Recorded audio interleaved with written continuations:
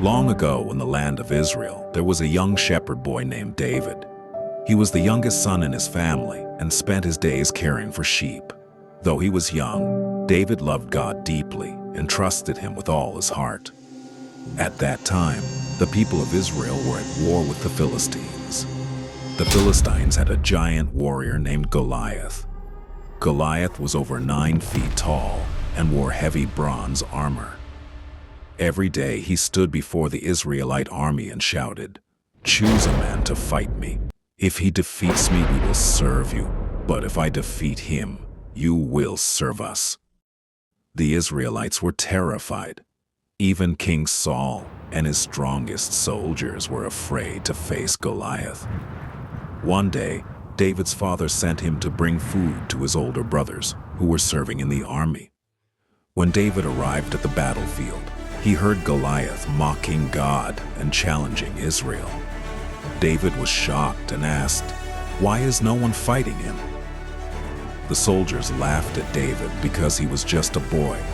But David said, "The Lord who protected me from lions and bears, while El watched my sheep, will protect me from this giant."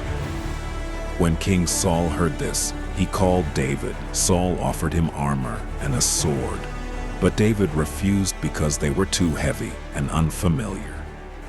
Instead, David took his shepherd's staff, picked up 5 smooth stones from a stream, and placed them in his bag.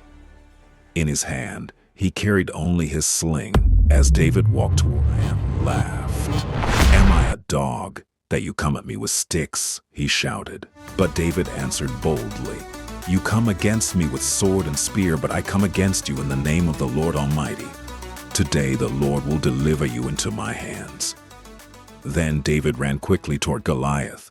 He took 1 stone from his bag, placed it in his sling, and swung it with all his strength. The stone flew through the air and struck Goliath on the forehead. The giant fell face down to the ground.